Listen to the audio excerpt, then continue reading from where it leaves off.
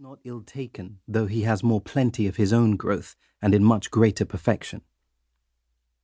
Worthless things receive a value when they are made the offerings of respect, esteem, and gratitude. These you have given me so mighty and peculiar reasons to have in the highest degree for your lordship, that if they can add a price to what they go along with, proportionable to their own greatness, I can with confidence brag, I here make your lordship the richest present you ever received. This I am sure. I am under the greatest obligation to seek all occasions to acknowledge a long train of favours I have received from your lordship.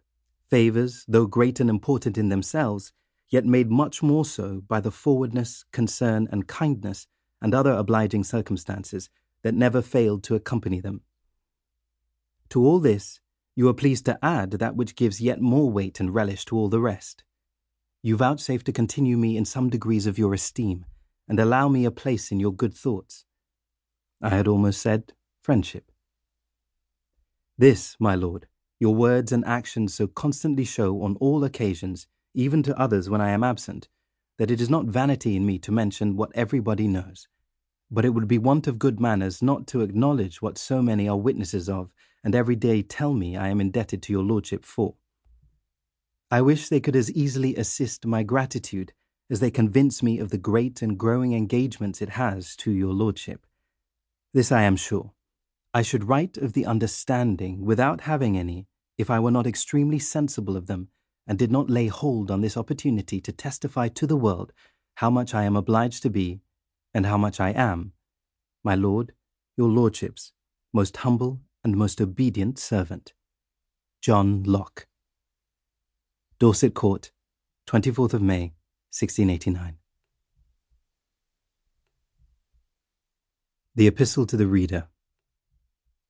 Reader, I here put into thy hands what has been the diversion of some of my idle and heavy hours.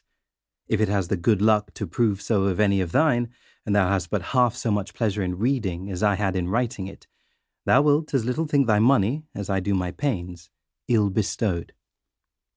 Mistake not this for a commendation of my work, nor conclude because I was pleased with the doing of it, that therefore I am fondly taken with it now it is done.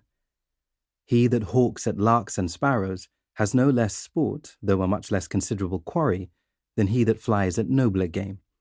And he is little acquainted with the subject of this treatise, the understanding, who does not know that as it is the most elevated faculty of the soul, so it is employed with a greater and more constant delight than any of the other. Its searches after truth are a sort of hawking and hunting, wherein the very pursuit makes a great part of the pleasure. Every step the mind takes in its progress towards knowledge makes some discovery which is not only new, but the best too, for the time at least.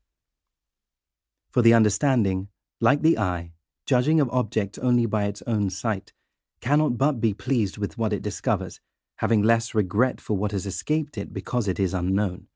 Thus, he who has raised himself above the alms-basket, and not content to live lazily on scraps of begged opinions, sets his own thoughts on work to find and follow truth, will, whatever he lights on, not miss the hunter's satisfaction. Every moment of his pursuit will reward his pains with some delight, and he will have reason to think his time not ill spent, even when he cannot much boast of any great acquisition. This, reader, is the entertainment of those who let loose their own thoughts, and follow them in writing, which thou oughtest not to envy them, since they afford thee an opportunity of the like diversion, if thou wilt make use of thy own thoughts in reading. 'Tis to them, if they are thy own, that I refer myself.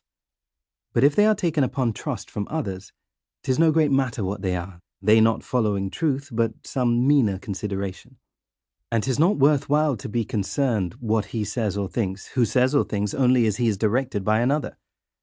If thou judgest for thyself, I know thou wilt judge candidly, and then I shall not be harmed or offended, whatever be thy censure. For though it be certain that there is nothing in this treatise of the truth whereof I am not fully persuaded, yet I consider myself as liable to mistakes as I can think thee, and know that this book must stand or fall with thee, not by any opinion I have of it, but thy own. If thou findest little in it new or instructive to thee, thou art not to blame me for it. It was not meant for those that had already mastered this subject.